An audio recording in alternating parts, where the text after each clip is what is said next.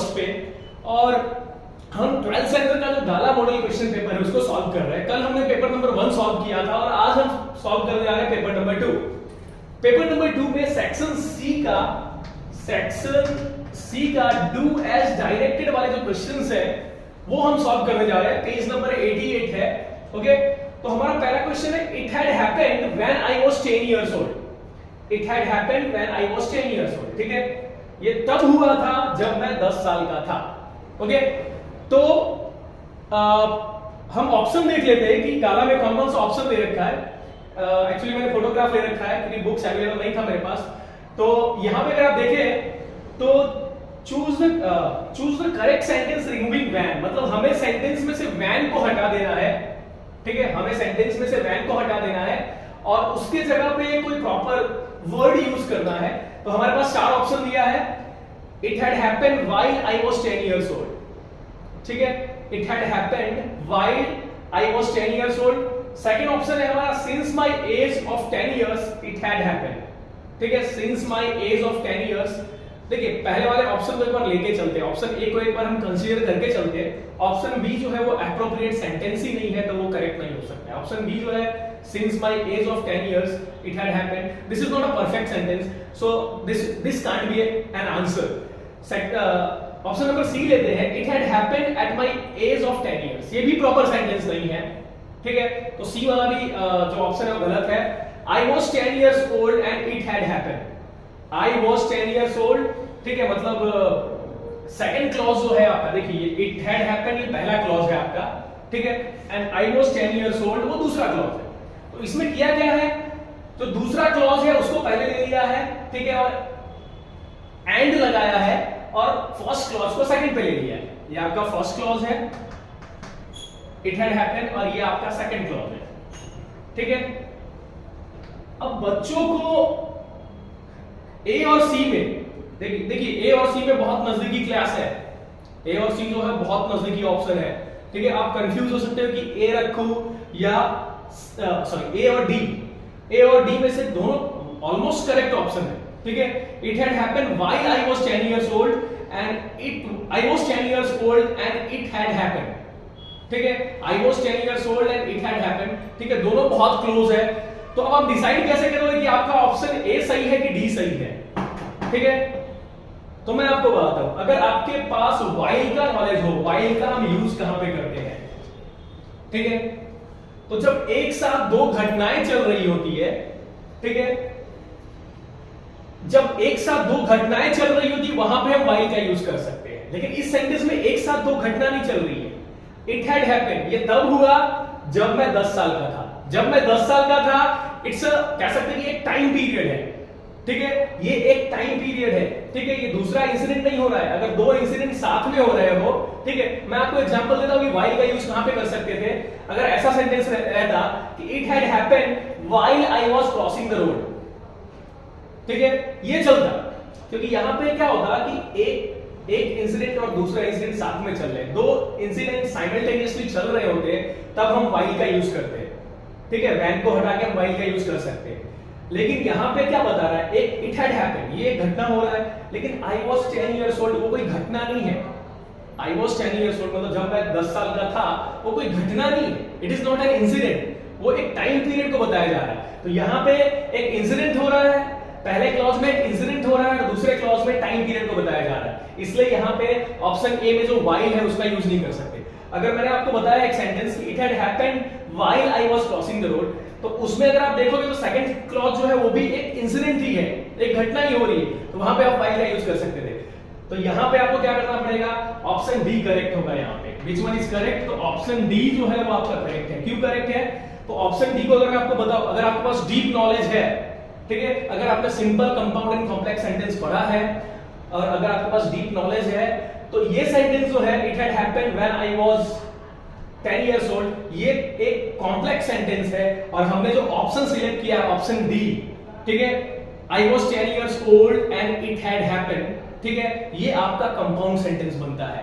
ठीक है, तो आप ऐसा कर सकते हो ठीक है, आप यहाँ पे वैन की जगह पे एंड का यूज कर सकते हो, वैन की जगह पे क्या कर सकते हो, एंड का यूज कर सकते हो। तो हमारा करेक्ट ऑप्शन जो है वो ऑप्शन नंबर डी है। हमारा करेक्ट ऑप्शन जो है, मैंने आपको सारा कारण बताया, I have told you all the reasons why we have selected here option number D. Okay, so we go for the next one. चलिए अब हम क्वेश्चन नंबर 54 पे आते हैं। तो आप क्वेश्चन नंबर 54 देखिए क्या दिया है, I was frightened but not yet frightened out of my wits। मतलब मैं डरा हुआ था लेकिन इतना भी डरा नहीं हुआ था कि मैं अपना होश गुमा दूं। आउट ऑफ माय विट्स मतलब क्या होता है, जब सेंस काम करना बंद कर दे। तो हम एक तरह से कह सकते हैं सेंटेंस, देखिए कभी भी सेंटेंस का ट्रांसफॉर्मेशन कर रहे हो तो आपके दिमाग में ये रहना चाहिए मुझे सेंटेंस का मीनिंग आना चाहिए। अगर आप सेंटेंस का मीनिंग अगर आपको आता है ना तो 90% चांस है कि आपका ट्रांसफॉर्मेशन, ठीक है, डू एज डायरेक्टली वाला सेक्शन गलत नहीं होगा। I was frightened but not yet frightened out of my wits, मतलब मैं डरा हुआ था लेकिन इतना भी नहीं डरा हुआ था कि मेरा सेंस काम करना बंद कर दे। आउट ऑफ माय विट्स का मतलब होता है ऐसा कंडीशन जब आपके सेंस जो है वो काम करना बंद कर देते, ठीक है। तो चलिए हम choose the correct sentence using दो, ठीक है, दो का यूज करके आपको करेक्ट सेंटेंस चूज करना है। दो का मीनिंग अगर आप हिंदी में जानते हो तो यद्यपि बोलते हैं, ठीक है। तो पहला ऑप्शन लेते हैं, I was frightened though not yet frightened out of my wits. I was frightened though not yet frightened out of my wits. Okay, यहां पे सेंटेंस फ्रेमिंग में थोड़ा प्रॉब्लम है, ठीक है। इसलिए ये देखिए दो और नॉट येट के बीच में क्या होना चाहिए, डिस्टेंस होना चाहिए। जब भी आप इस तरह के क्वेश्चन सॉल्व करेंगे तो दो के बाद डॉट डॉट डॉट दिया होगा और फिर नॉट येट दिया होगा, ठीक है। इस तरह के क्वेश्चंस, ग्रामेटिकल क्वेश्चन आप देखेंगे तो, ठीक है। तो पहला क्वेश्चन जो है, पहला ऑप्शन जो है that is giving the same meaning, okay, but format is not proper, sentence format is not proper.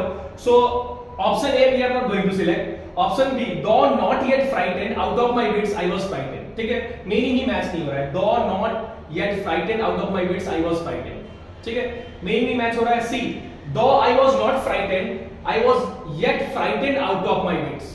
Though I was not frightened, I was yet frightened out of my wits. Meaning he match नहीं हो रहा, मतलब option B and सी में meaning बिल्कुल match नहीं हो रहा है।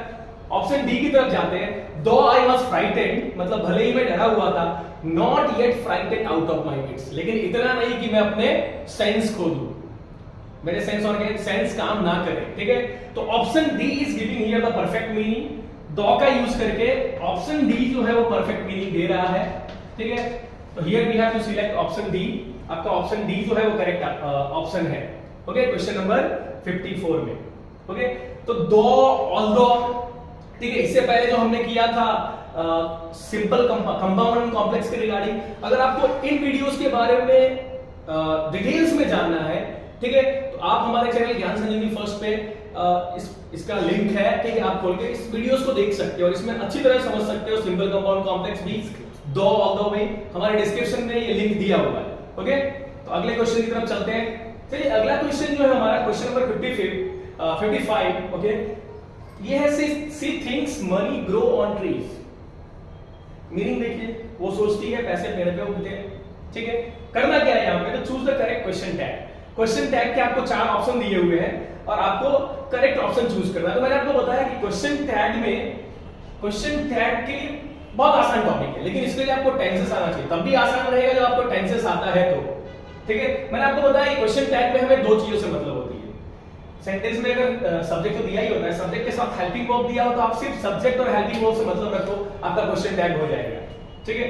पर यहाँ पे इस सेंटेंस में अगर आप देखोगे तो सब्जेक्ट के बाद वर्ब दिया है। बहुत सारे ऐसे सेंटेंस है, जैसे ये सेंटेंस को अगर आप देखोगे, सी थिंग्स, ठीक है, सी सब्जेक्ट है और वर्ब में एस लगा हुआ है। तो वर्ब में एस कहां लगता है आपको बताइए, सिंपल प्रेजेंट टेंस में। और सिंपल प्रेजेंट टेंस के किसी सेंटेंस को, किसी ऐसे सेंटेंस को जिसमें वर्ब में एस लगा है, उस सेंटेंस को अगर हम नेगेटिव में कन्वर्ट करते हैं तो हम किसका यूज करते हैं, डज का यूज करते हैं, ठीक है। तो यहाँ पे इसका क्वेश्चन टैग ढूंढना बहुत आसान है, ठीक है। तो पहला ऑप्शन है आपका, she thinks money grieve on trees. She thinks money grieves on trees. भाई ग्रीव्स कर दिया है और ऑप्शन में भले डजंट ईट रखा है, डजंट ईट रखा है, वो यहां पे क्या आएगा, डजंट सी आएगा, ठीक है। आप इस सेंटेंस को अगर नेगेटिव करोगे तो डज का यूज करोगे। देखिए क्वेश्चन टैग का रूल होता है, सेंटेंस अगर पॉजिटिव हो तो क्वेश्चन टैग नेगेटिव आएगा। ये सेंटेंस पॉजिटिव है तो इसका क्वेश्चन टैग नेगेटिव आएगा, लेकिन क्वेश्चन टैग जब नेगेटिव आएगा तो हम यहां पे डजंट लिखेंगे, ठीक है। क्योंकि क्वेश्चन पॉजिटिव है, क्वेश्चन टैग नेगेटिव आएगा, मतलब हमें जो हेल्पिंग वर्ब यूज करना है उसको हम क्या करेंगे, नेगेटिव कर देंगे। तो डज नॉट का यूज किया, डजंट, और सी के बदले में इट का यूज नहीं कर सकते, ठीक है। तो पहला ऑप्शन जो है वो गलत है, सेंटेंस ही गलत है, उसमें ग्रीव्स कर दिया है, ग्रीव्स कुछ होता ही नहीं है, ठीक है। ग्रो, ग्रीव, ग्रोन होता है, ठीक है, ग्रोज हो सकता है, ग्रीव नहीं हो सकता। Option B, she thinks money grows on trees, don't she, she के साथ कभी डोंट नहीं यूज होता है, ठीक है। तो ऑप्शन बी भी आपका गलत है। Option C thinks money grieves on trees, doesn't see, and C thinks money grows on trees. भाई यहां पे कुछ मिस्टेक है गाला में, गाला के सेंटेंस फ्रेमिंग में कुछ मिस्टेक है। अगर आप ऑप्शन सी को देखेंगे तो she thinks money grieves on trees, doesn't she, ठीक है। देखिए ऑप्शन जो है, जो सेंटेंस लिखा है वो गलत लिखा है, डजंट सी वो करेक्ट है, डजंट सी जो है वो करेक्ट है, ठीक है। ऑप्शन सी को देखिए, she thinks money grieves on trees, भाई ग्रीव जैसा कोई वर्ड नहीं होता, ग्रो, ग्रीव, ग्रोन होता है, ठीक है। हम वर्ब के फर्स्ट फॉर्म में ही एस लगाते हैं, ठीक है। तो अगर आप देखेंगे तो आपका ऑप्शन सी सही है। सी इसलिए सही है कि कॉमा के बाद डजंट सी का यूज किया है, तो क्वेश्चन टैग के रूल के हिसाब से डजंट सी सही है, लेकिन सेंटेंस जो पहले लिखा है वो गलत लिख दिया है, ठीक है। सेंटेंस जो लिखा है वो गलत लिख दिया है, ठीक है। तो इसमें प्रॉब्लम है, क्योंकि आपको पता है कि जब भी हम वर्ब में एस लगाते हैं, ठीक है, तो she thinks money grows on trees, भाई यहाँ पे क्वेश्चन में कुछ प्रॉब्लम है, लेकिन यहाँ पे ऑप्शन सी जो है वो करेक्ट है, ऑप्शन सी जो है वो करेक्ट है, ओके। ऑप्शन सी जो है वो करेक्ट है। यहाँ पे मनी ग्रीव्स क्यों किया है वो मुझे नहीं पता, लेकिन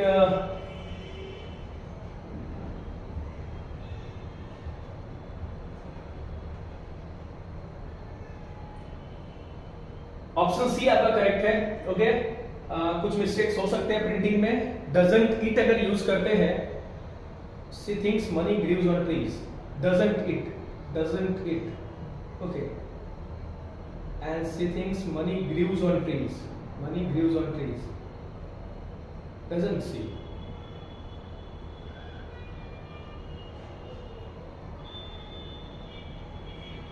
आपका ऑप्शन सी सही है, लेकिन क्वेश्चन में जो सेंटेंस फ्रेमिंग है, गाला में जो कुछ सेंटेंस दे रखा है उसी में कुछ थोड़ा प्रिंटिंग मिस्टेक है, ठीक है। तो हम क्वेश्चन नंबर 55 जो है उसके लिए ऑप्शन सी को सही मान के चलते हैं, ओके। अगले क्वेश्चन पे चलते हैं। चलिए हमारा अगला क्वेश्चन जो है वो है the goddess had granted him power, the goddess had granted him power, okay. Goddess ने उसको पावर दिया, ओके। तो अगर यहाँ पे देखो पावर दिया था, सॉरी एक्चुअली हैड ग्रांटेड है तो दिया था तक बोलना है, ठीक है। तो the goddess had granted him power, तो ये सेंटेंस जो है वो देखें अगर आप, तो ये है पास्ट परफेक्ट में, ठीक है। और अगर हमें इसको पैसिव में कन्वर्ट करना है तो हमें पास्ट परफेक्ट का पैसिव रूल आना चाहिए। तो पास्ट परफेक्ट का पैसिव रूल कुछ इस तरह से होता है, object plus had been plus V3 plus by plus subject. अगर ये रूल हम फॉलो करें, ठीक है, object plus had plus been plus V3 plus by plus subject, ठीक है। तो यहाँ पे हिम जो है, ठीक है, वो क्या है हमारा ऑब्जेक्ट है, तो ऑब्जेक्ट को हम पहले ले लेते हैं, तो हिम का क्या हो जाएगा, ही हो जाएगा, ठीक है। उसके बाद रूल के हिसाब से हम क्या लिखेंगे, ही है, फिर रूल के हिसाब से क्या लिखेंगे, बीन, ही हैड बीन, फिर granted, he had been granted power by the goddess, by the goddess, okay. तो देख लेते हैं ऑप्शन हमारा कौन सा सही है। हमने रूल फॉलो करके सेंटेंस को पैसिव में कन्वर्ट कर दिया है, ठीक है। और ऑप्शन देखते हैं कौन सा सही है हमारा, ठीक है। तो ऑप्शन हमारा पहला ऑप्शन है the goddess had been granted him power, the goddess had been. देखिए पैसिव जब आप करते हो तो ये आपका सब्जेक्ट है जो लास्ट में चला जाता है और जो ऑब्जेक्ट है वो पहले चला आता है, ठीक है। तो आपका ऑप्शन ये सही नहीं है, यहाँ पे सब्जेक्ट से ही स्टार्ट कर दिया है। देखिए पैसिव रूल में अगर आप देखेंगे तो ऑब्जेक्ट से सेंटेंस स्टार्ट होता है, ठीक है। सब्जेक्ट से स्टार्ट किया तो ऑप्शन यहाँ का गलत है। ऑप्शन बी है he was granted power by the goddess, was का यूज नहीं होगा। सेंटेंस अगर आपका एक्टिव वॉइस का सेंटेंस हैड है, मतलब आपका पास्ट परफेक्ट में है, तो आप पैसिव में वाज का यूज नहीं कर सकते, ठीक है। ऑप्शन सी है आपका he had been granted power by the goddess, he had been granted power by the goddess. Rule के हिसाब से हमने बनाया है और हमने पहले ऑप्शन देखा नहीं था, लेकिन हमारे रूल के हिसाब से जो हमने बनाया है उसके हिसाब से ऑप्शन नंबर सी जो है, ठीक है, ऑप्शन सी जो है वो करेक्ट है, ठीक है। ऑप्शन डी एक बार देख लेते हैं, हमें अपना करेक्ट आंसर मिल गया है, ठीक है। Sorry he was not, option D ही मैं पढ़ रहा था एक्चुअली, तो ऑप्शन डी करेक्ट है, ठीक है, सी नहीं। तो आप देखिए ऑप्शन ए जो है वो रॉन्ग है, क्योंकि उसमें द गॉडेस से स्टार्ट कर दिया, एक्चुअली स्टार्टेड ही से होना चाहिए। ऑप्शन बी जो है power was granted to him by the goddess, ये भी गलत है, ठीक है, क्योंकि यहाँ पे वाज का यूज किया है। हम पास्ट परफेक्ट सेंटेंस को पैसिव में कन्वर्ट करेंगे तो वाज का यूज नहीं होता है। ऑप्शन सी जो है वो भी गलत है, he was granted power by the goddess, ठीक है, वाज का यूज किया, ये भी करेक्ट नहीं होगा। ऑप्शन डी जो है वो करेक्ट है, हमने जो बनाया रूल को फॉलो करके उसके हिसाब से हमारा ऑप्शन डी जो है वो करेक्ट है। तो हम कह सकते हैं 56 नंबर क्वेश्चन जो है उसका आंसर ऑप्शन डी है। चलिए अगले क्वेश्चन की तरफ चलते हैं। चलिए अब क्वेश्चन नंबर 57 की तरफ चलते हैं। क्वेश्चन क्या है, you don't stop scrounging for there is a hope of finding more, ठीक है, you don't stop scrounging for there is a hope of finding more, ठीक है, मतलब तुम ढूंढना बंद मत करो क्योंकि होप है कि ज्यादा मिलेगा, कुछ ना कुछ मिलेगा, ठीक है। तो ये शायद आपके लेसन में से है, लॉस्ट स्ट्रिंग जो लेसन है उसमें से शायद ये क्वेश्चन है, ठीक है। अब यहाँ पे क्वेश्चन क्या है, ये choose the correct use of sense, यहाँ पे सेंस का प्रॉपर यूज करना है। मैं एक एडवाइस बच्चों को देना चाहूंगा, 90% बच्चे आज के टाइम पे ऐसे जिनको ग्रामर बहुत कम आता है, तो जिनको ग्रामर कम आता है और वो बच्चे अगर डू एज डायरेक्टेड वाले पोर्शन को सॉल्व करना चाहते हैं, ठीक है, तो आपको यहाँ पे रिस्क लेना पड़ेगा। आपको क्या करना पड़ेगा, आप चारों ऑप्शन में देखिए कौन से ऑप्शन से मीनिंग क्वेश्चन का जो मीनिंग है वो एग्जैक्टली मैच हो रहा है, कौन से ऑप्शन से जो क्वेश्चन पूछा गया उसका मीनिंग एग्जैक्टली मैच हो रहा है। क्योंकि आपको पता है कि सेंटेंस ट्रांसफॉर्मेशन जितने भी है उसमें सबसे इंपॉर्टेंट रूल जो होता है वो है मीनिंग शुड नॉट चेंज। जो ऑप्शन मतलब आप जब ट्रांसफॉर्म कर रहे हो एक सेंटेंस को दूसरे में ट्रांसफॉर्म कर रहे हो, सारे रूल्स लगाने के बाद आपको एक और चीज देखना होता है कि मीनिंग चेंज नहीं होना चाहिए, ठीक है। तो ये सेंटेंस जो है, ठीक है, उसको हम उसी आधार पे करेंगे, ठीक है। सेंस और फॉर का यूज आपको बताया गया होगा टेंस में, ठीक है, लेकिन यहाँ पे हम क्या करेंगे, चार ऑप्शन में से जिससे मीनिंग एग्जैक्टली मैच हो रहा है वो ऑप्शन हम क्या करेंगे, उसको सिलेक्ट करेंगे। Since you don't stop scrounging there is a hope of finding more, ठीक है, ये सेंटेंस में मीनिंग मैच नहीं हो रहा है, ठीक है। क्वेश्चन में मीनिंग देखिए, you don't stop scrounging for there is a hope of, ठीक है, for there is a hope of finding more, ठीक है। यहाँ पे फॉर के जगह पे सिंस का यूज करना है, ठीक है, सिंस का यूज करना है। और यहाँ पे क्या किया है, जो जिस क्लॉज में सिंस का यूज करना चाहिए उस क्लॉज में सिंस का यूज नहीं किया है, ठीक है, दूसरे क्लॉज में यूज कर लिया है। क्लॉज आपको पता होगा, क्लॉज के बारे में अगर आपके पास नॉलेज नहीं है तो हमारा जो वीडियो है क्लॉजेस से रिलेटेड, क्लॉजेस एंड फ्रेजेस से रिलेटेड हमारे चैनल ज्ञान संजीवनी फर्स्ट पे, वहां पे आप जाके ये नॉलेज प्राप्त कर सकते हो।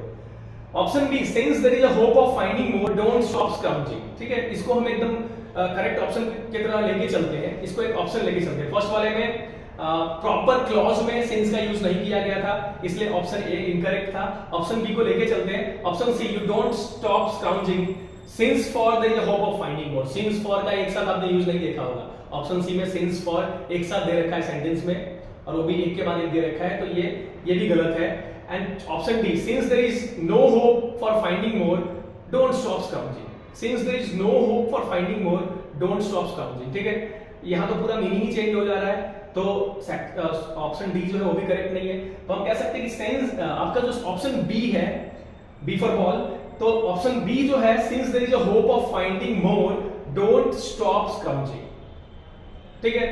तो यहां पे मीनिंग जो है वो परफेक्टली मैच हो रहा है, तो हम कह सकते हैं कि हमारा क्वेश्चन नंबर 57 जो है उसका करेक्ट ऑप्शन है, सॉरी करेक्ट ऑप्शन जो है वो है आपका option number, let me see which option, या ऑप्शन नंबर बी, बी जो है वो करेक्ट ऑप्शन है, ओके। तो इस सब के बारे में, सेंस का कैसे यूज करना है इसके बारे में अगर आपको जानकारी चाहिए, देन लिंक दिया है नीचे, ठीक है, आप लिंक पे जाके सिंस और फॉर के बारे में पूरा जानकारी प्राप्त कर सकते हैं, ओके। तो अगले वीडियो की तरफ चलते हैं। क्वेश्चन नंबर 50 और 58 की तरफ चलते हैं। क्वेश्चन है हमारा, how I blushed and how frightened I was, ठीक है, how I blushed and how frightened I was, ठीक है। तो ये सेंटेंस जो है आप देख सकते हैं लास्ट में उल्टा आई है। उल्टा आई मतलब आपको पता है कि एक्सक्लेमेशन मार्क होता है, ठीक है। तो ये एक एक्सक्लेमेटरी सेंटेंस है और इसे हमें क्या करना है, एसर्टिव में कन्वर्ट करना है। एसर्टिव पता है आपको, अगर आपको एसर्टिव के बारे में जानकारी चाहिए तो जो मैंने डायरेक्ट इंडायरेक्ट स्पीच पढ़ाया था उसमें जब चारों टाइप के सेंटेंस को मैं इंडायरेक्ट में कन्वर्ट करना सिखा रहा था तो मैंने चारों टाइप के सेंटेंस के बारे में पहले इंफॉर्मेशन दी कि एसर्टिव सेंटेंस एक्चुअली होता क्या है, ठीक है। तो अगर आपको इसके बारे में जानकारी चाहिए तो आप हमारे डू एज जैकेट वाले वीडियोस देखिए, सॉरी डू एज जैकेट में डायरेक्ट टू इंडायरेक्ट स्पीच वाले वीडियो देखिए, आप वहां पे आराम से समझ जाएंगे। ओके, तो यहाँ पे जो हमारा हमें क्या करना है, एसर्टिव में कन्वर्ट करना है। एसर्टिव मतलब क्या होता है, पहले सब्जेक्ट फिर हेल्पिंग वर्ब फिर ऑब्जेक्ट, ठीक है। तो देखिए यहाँ पे I blushed and frightened, I blushed and frightened, ठीक है। यहाँ पे देखिए आप, मैं बोल रहा हूँ ना कि एक सेंटेंस लेते हैं, एक एग्जांपल लेता हूँ, ठीक है, कि हाउ ब्यूटीफुल सी इज। एक सेंटेंस हमने लिया एक्सक्लेमेटरी और उसको हमें एसर्टिव में कन्वर्ट करना है, तो आप क्या बोलोगे, हाउ ब्यूटीफुल सी इज। इसको कैसे कन्वर्ट करोगे, सी इज वेरी ब्यूटीफुल, ऐसे करोगे ना, वेरी जैसे वर्ड आपको यूज करने पड़ते हैं। तो अगर आप देखिए ऑप्शन ए में तो I blushed and frightened, how I blushed and how frightened I was, इसके लिए सिर्फ क्या किया है, ऑप्शन ए में दिया आई ब्लस्ड एंड फ्राइटेंड, ठीक है। सिंपली ऐसा नहीं बोल सकते, ऑप्शन ए आपका इनकरेक्ट है। Option B I blushed and frightened sincerely, ये भी इनकरेक्ट है। ऑप्शन सी देखते हैं, I was splendidly blushed and greatly frightened.